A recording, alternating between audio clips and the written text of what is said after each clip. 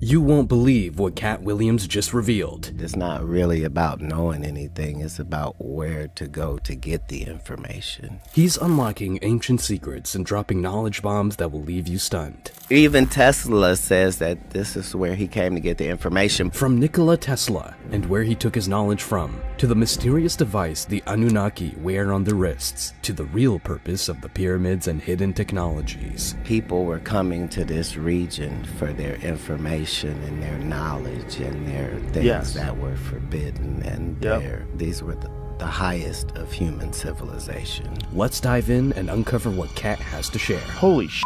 Is this weed talk, Joseph? No, this is so legit. Cat Williams makes a compelling argument about the true sources of ancient wisdom, suggesting that the ruins of temples and churches were not merely places of worship, but pivotal centers of education and knowledge transmission. If you were to read like thousands of books about people that knew a bunch of like you start finding out that it's not really about knowing anything, it's about where to go to get the information. So like when we look at all the ruins all around the world, like we're not seeing ruins of colleges and universities and all of that.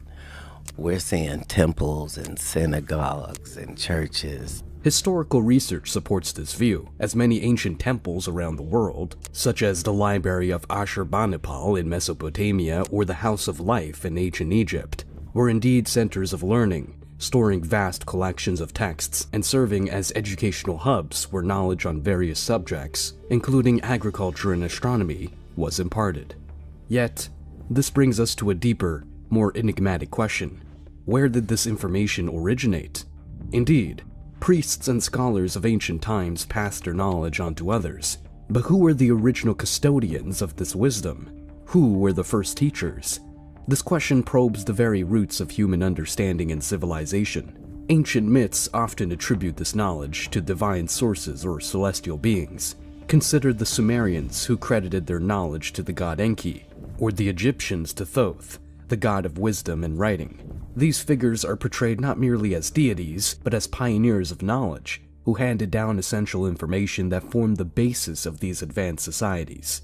Such narratives, while steeped in mythology, may symbolize early humans' attempts to explain the acquisition of complex ideas and technologies that seemed beyond the reach of ordinary human ingenuity at the time. 100% of the writings across the world, whoever said anything about space or the universe or what was out there, why were all of them correct? It's not even possible. Like, how did they know that Mars was the red planet, and why was it a worldwide fact? Planetarily, that Saturn had rings, like, based upon what information? Because nobody worldwide is disagreeing. Expanding on Cat's observations about cosmology, it's fascinating to consider the astronomical accuracy of ancient civilizations.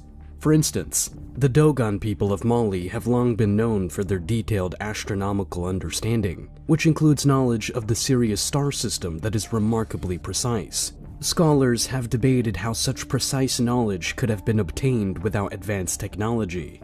This aligns with Cat's suggestion that such detailed cosmic knowledge might have been imparted by advanced beings or through means not yet fully understood by modern science. Moreover, Cat points out the global consistency in ancient knowledge about planets like Mars and Saturn. This observation can be linked to ancient texts and artifacts. For example, the Sumerians, known as one of the first advanced civilizations, depicted planets in a way that remarkably aligns with modern astronomical data. The Babylonians, who inherited and expanded on Sumerian knowledge, had a sophisticated system of astronomy and could predict celestial events with great accuracy. These instances could suggest that ancient civilizations had access to a now lost compendium of astronomical knowledge. Or perhaps, as Cat implies, they were beneficiaries of knowledge from extraterrestrial visitors. This brings us to an intriguing theory supported by numerous proponents of the ancient astronaut theory, that knowledge of such precision and depth suggests a possible transmission from advanced, non-human sources. This theory, while controversial, is bolstered by the uncanny alignment of ancient knowledge with modern scientific findings. Let's get back to Cat Williams and try to understand where he wants to take us. Even Tesla says that this is where he came to get the information. But if you follow that information pathway, it leads you to this character called Thoth.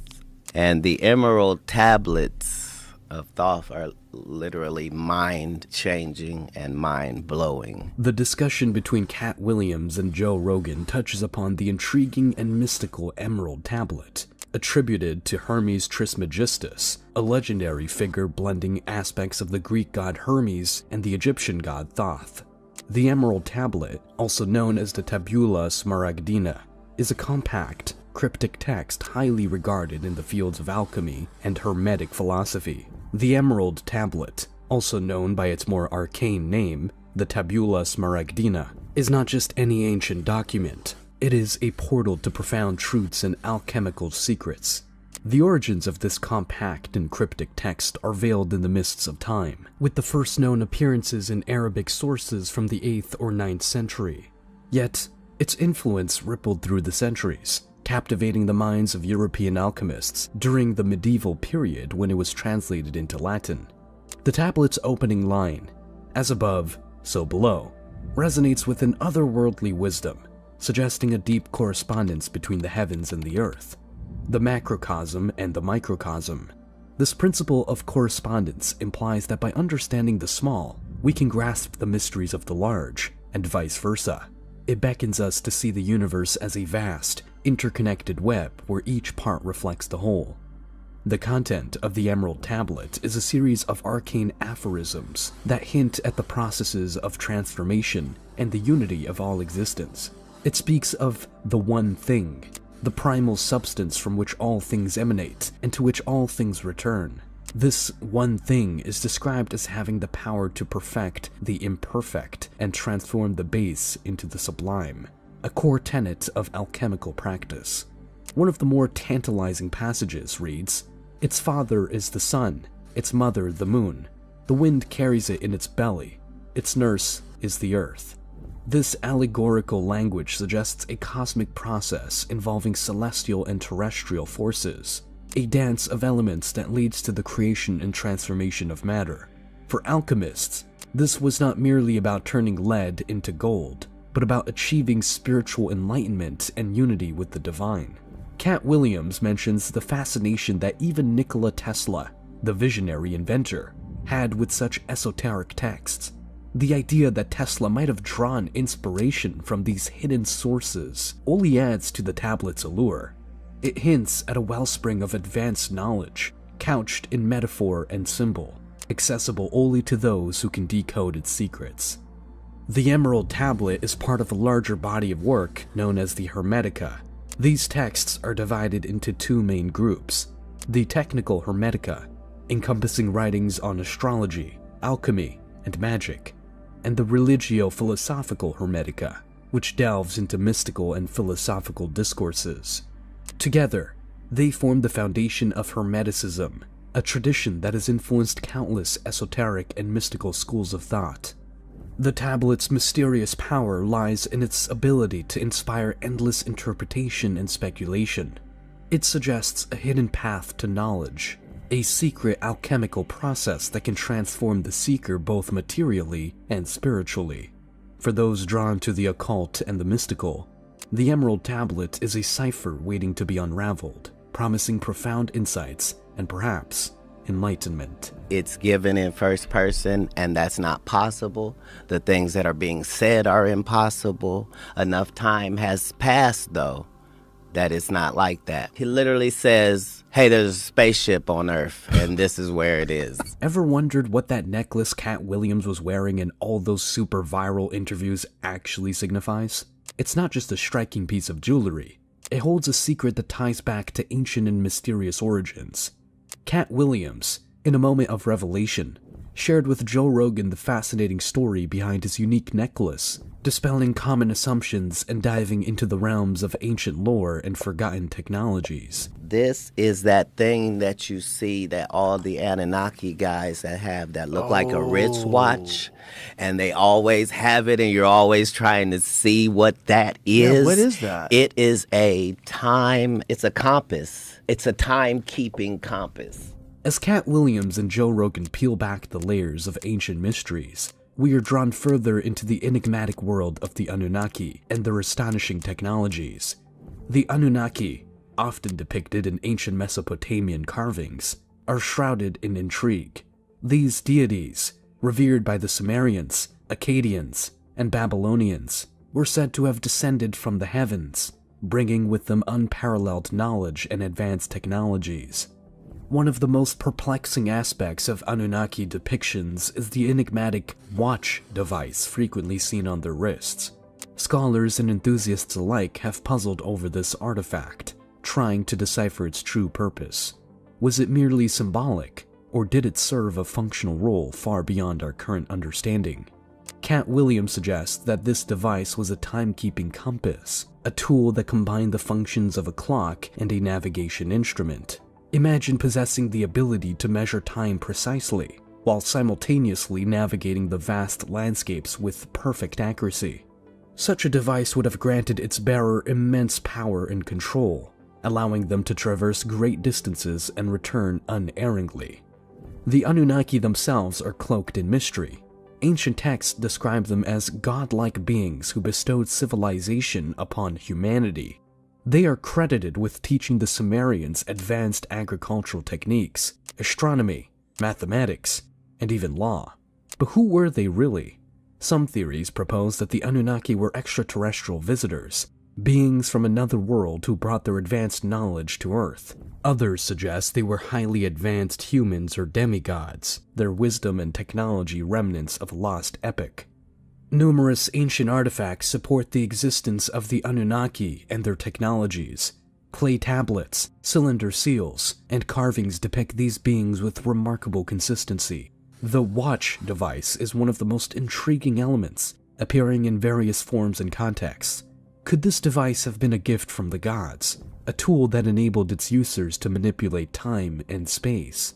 Consider the ancient Sumerian king list, a chronicle that lists kings who reigned for impossibly long periods, spanning thousands of years. Some interpret this as evidence of the Anunnaki's influence, suggesting that these kings were, in fact, Anunnaki rulers who possessed longevity through advanced technology or knowledge. Cat Williams's necklace serves as a modern homage to these ancient devices, symbolizing a bridge between the past and present. It hints at the possibility that humanity's understanding of time and space is still evolving, and that ancient civilizations may have possessed knowledge that we are only beginning to rediscover. Theories about the Anunnaki and their technologies continue to captivate the imagination. Some researchers believe that remnants of this advanced knowledge can be found in sacred geometry, pyramids, and other ancient structures. These monuments, with their precise alignments and sophisticated construction, suggest a deeper understanding of the cosmos. What if the stories of the Anunnaki are not mere myths, but remnants of a forgotten history? What if their technologies, like the timekeeping compass, hold the key to unlocking new dimensions of understanding? But then, the conversation takes a surprising turn, diving directly into the mysteries of the pyramids of Egypt. Watch what Kat has to say next. It will make you wonder. No people built the pyramids. No people? No. Who built them? No people built the pyramids. And if you look around the world, you see certain telltale things that let you know that advanced machinery was in usage. For This sure. whole thing where slaves are stronger people is a fallacy. We like to believe that slaves are stronger. Slaves are weaker because they don't eat the right food and they live a terrible life. Cat Williams's claim that no ordinary people built the pyramids opens a door to a world of ancient wonders and advanced technologies. His assertion challenges the traditional narrative, urging us to reconsider the capabilities and conditions of ancient builders. The idea that slaves, often believed to be the primary labor force behind these colossal structures, were actually weaker due to poor living conditions, adds another layer of complexity to this ancient mystery. Cat's statement about advanced machinery being used in ancient times is both provocative and thought-provoking. If we look around the world, from the pyramids of Giza to the temples of Pumapunku in Bolivia, we see evidence of precision cutting and moving of massive stones that modern technology would struggle to replicate. The exacting measurements and alignments found in these structures suggest the use of sophisticated tools and knowledge. Consider the intricate stonework of Pumapunku, where massive blocks of stone are cut with such precision that they fit together seamlessly without mortar. Similarly, the Great Pyramid's construction, with its enormous blocks of limestone and granite, some weighing up to 80 tons, challenges our understanding of ancient engineering. How were these stones quarried, transported, and assembled with such accuracy? The answer might lie in the forgotten technologies and wisdom of ancient civilizations. The conversation takes an even more intriguing turn as Cat explains. We've been led to believe that this is how much they worshipped their dead bodies, but the evidence doesn't show any of that. Like when you see inside, when they have those intricate carvings and paintings and stuff in gold and stuff, you have to remember this is in a windowless room, folks. There's no candle soot, there's no... It's clearly a power plant and built specifically for that location on this planet. This statement invites us to reconsider the purpose of the pyramids. Traditionally viewed as monumental tombs, the lack of soot on the walls in windowless rooms indicates that the ancient Egyptians did not use conventional lighting methods such as torches or candles. This raises the question, how did they illuminate these intricate interiors? Cat's suggestion that the pyramids functioned as power plants offers a tantalizing alternative. Cat continues. What do you think it was powered by? The hot water springs underneath it. The concept of using hot water springs as an energy source for the pyramids hints at an advanced understanding of geothermal energy. This idea aligns with theories suggesting that the pyramids were built with a specific knowledge of Earth's natural energy grid, possibly utilized to generate power. The intricately carved hieroglyphs and paintings inside the pyramids, created without any visible means of lighting, further support the notion of advanced technology. The precise and complex nature of these carvings implies that the ancient Egyptians had access to light sources far beyond our understanding. This leads us back to the Anunnaki and their supposed advanced technologies. If the Anunnaki did share their knowledge with early humans, it is conceivable that such knowledge included the use of advanced machinery. The watch device, a timekeeping compass, hints at a level of technological sophistication that could extend to construction methods and tools. The Anunnaki, known for their supposed mastery over time and space, might have also imparted techniques for manipulating massive stones and achieving precise alignments. The notion of advanced machinery is not limited to Egypt. Around the world, ancient sites exhibit signs of high technology. The stone structures of Easter Island, the megalithic temples of Malta, and the intricate carvings of Angkor Wat all point to a global phenomenon. Could it be that a shared, advanced knowledge once existed, only to be lost or hidden over the millennia? These enigmatic sites, scattered across the globe, challenge the conventional understanding of our ancestors' capabilities. Cat Williams' insights compels us to re-examine historical narratives. If slaves, weakened by harsh conditions, were not the primary builders, then who were? Skilled artisans and laborers with access to advanced knowledge and tools? Or perhaps a more enigmatic answer lies in the involvement of beings like the Anunnaki, whose influence and technologies remain a subject of speculation and wonder. In conclusion, whether we're exploring the Anunnaki, the pyramids, or any of the countless ancient mysteries and hidden technologies, one thing is crystal clear: everything stems from a deeper source. Be it the vast expanse of the universe, or an intelligence beyond our comprehension, something profound underlies our reality and breathes life into it all. I call this source God. Throughout history, across different cultures and civilizations, Humanity has been in a relentless pursuit of something greater. This quest for understanding, inscribed in our very essence, unites us all. Ultimately, all these paths, no matter how diverse or ancient, lead us to the realization of God, the ultimate source of all knowledge and existence. No people built the pyramid.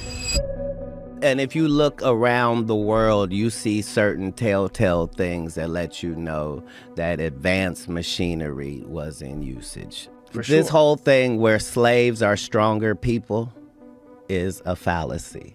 We like to believe that slaves are stronger. Slaves are weaker because they don't eat the right food and they live a terrible life. Even Tesla says that this is where he came to get the information. But if you follow that information pathway, it leads you to this character called Thoth. The ancient Egyptian deity associated with wisdom, magic, and writing is a central figure in both historical and esoteric traditions. In the realm of the occult, Thoth is revered, not just as a god of knowledge, but also as a master of mystical arts, embodying the convergence of divine communication and magical practice. And the emerald tablets of Thoth are literally mind-changing and mind-blowing, just because you understand when this was written and the terminology being used is far too accurate for now. The Emerald Tablets translated in the work are 10, but they were divided into 13 parts for the sake of convenience. They took the 13 tablets and broke it down into 10 because of the way that the verses were written out. It just made it easier to put it into a canonized book. So we're talking about the final 2 tablets of the Emerald Tablets of Thoth, the plural tablets, because there's 2 versions of the Emerald Tablets. There's an Emerald Tablet of Hermes, which is singular 1, which is located in Cambridge at the Cambridge University in the UK. And then the Emerald Tablets of Thoth, which were written between 36 to 38,000 years ago, are actually in the Vatican archive now. That's where they reside after being rediscovered and brought back to Egypt in the 1920s. Here are several key aspects of Thoth's role and symbolism within occult traditions. Thoth is often depicted as the god who possesses ultimate knowledge and mastery over magic. In Egyptian mythology, he was the one who crafted the spells that protected the gods and taught Isis the magic she needed to resurrect Osiris. His wisdom was so profound that it was said he knew the secrets of the heavens, earth, and the underworld. Thoth, in Egyptian religion, a god of the moon, of reckoning, of learning, and of writing. He was held to be the inventor of writing, the creator of languages, the scribe, interpreter, and advisor of the gods, and the representative of the sun god Re. His responsibility for writing was shared with the goddess Seshat. Let me read something to you that was written 38,000 years ago. Wise words, although written by my decaying hand. This is Thoth speaking right now. The first intelligencer, the most wisest man to ever walk this planet. The one that helped kickstart civilizations around the entire planet, all over the world. In every region of the planet, he has his influence there. He says, wise words, although written by my decaying hand, remain imperishable through time, imbued with the medicine of immortality by the All-Master. He was taught the secrets of immortality by the All-Master, who actually was his father, Ea Enki, aka Thoth-Me. The cult of Thoth was centered in the town of Khmunu, Hermopolis, modern Al-Ashminin in Upper Egypt. In the myth of Osiris, Thoth protected Isis during her pregnancy and healed the eye of her son Horus, which had been wounded by Osiris's adversary, Seth. He weighed the hearts of the deceased at their judgment and reported the result to the presiding god, Osiris, and his fellow judges. Thoth's sacred animals were the ibis and the baboon. Millions of mummified bodies of those animals have been found in cemeteries near Hermopolis and Memphis. Thoth was usually represented in human form with an ibis's head. The Greeks identified Thoth with their god Hermes and termed him Thoth the Thrice Great. So this dude was probably an alien.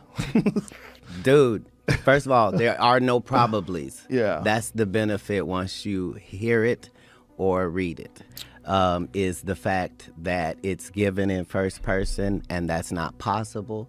The things that are being said are impossible. Enough time has passed, though, that it's not like that. He literally says, hey, there's a spaceship on Earth, and this is where it is. Because if all you care about is information, right?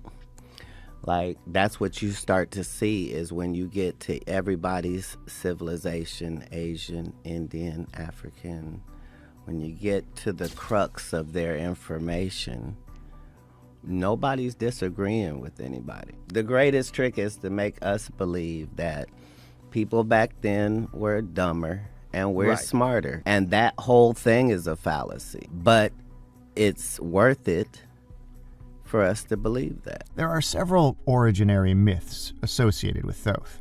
In one version of his story, he was self-created during the dawn of time as an ibis, who laid an egg which held the key to all creation inside. In another version of Thoth's life story, he emerged from the lips of Ra and became known as a god without a mother.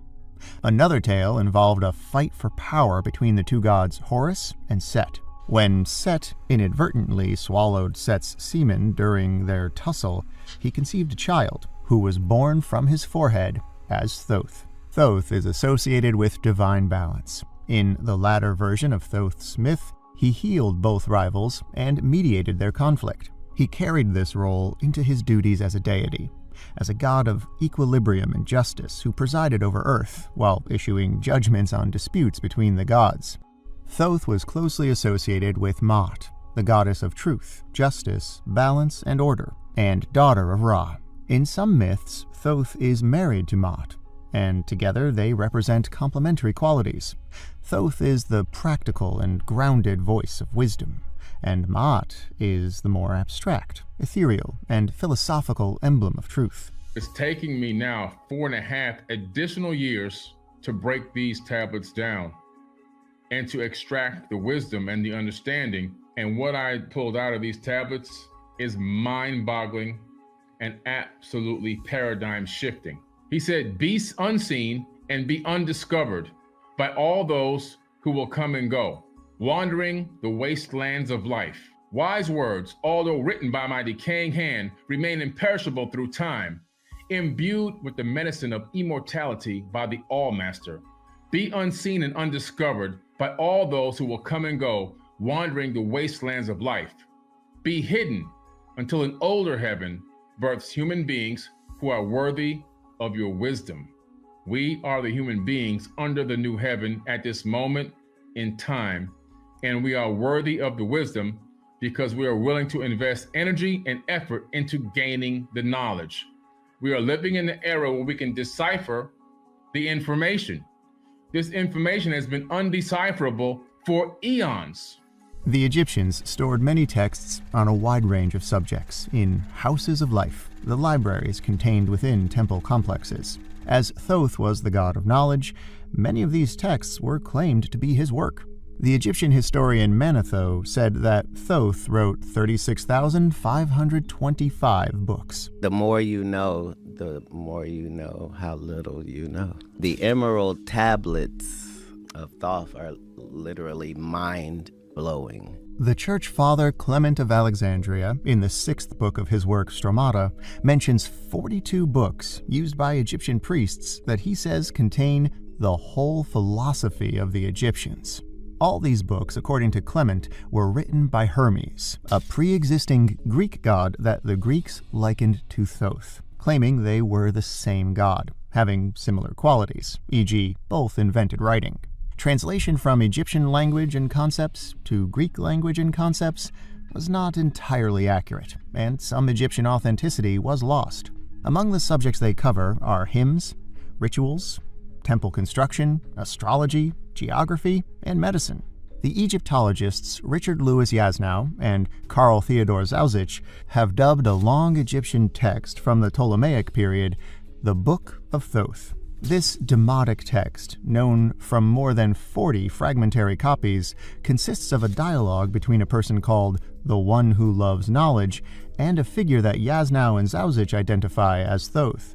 The topics of their conversation include the works of scribes, various aspects of the gods and their sacred animals, and the Duat, the realm of the dead.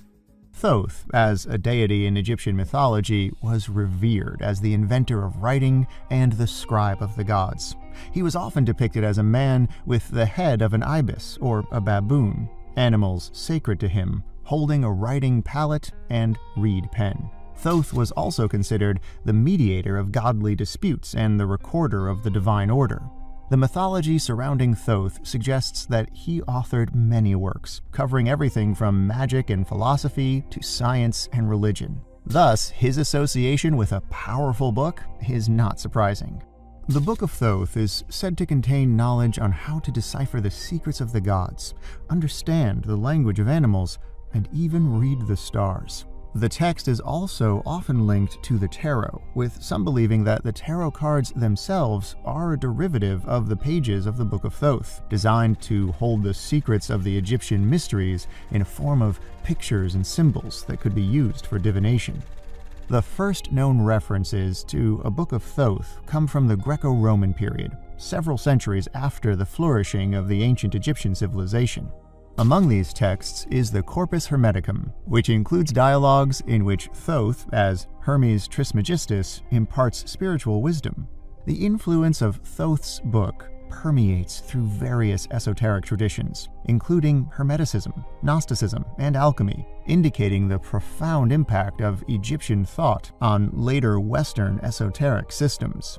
In the 19th and 20th centuries, the Book of Thoth experienced a resurgence of interest among occultists and New Age spiritualists. Aleister Crowley, a prominent figure in the occult, wrote his own version titled The Book of Thoth, which aligns with his philosophies and the practices of his magical order, the A, therefore, A, therefore. This modern adaptation ties the interpretations of the tarot cards directly to the Egyptian deities and their associated myths, further entwining the mysterious book with the practice of tarot.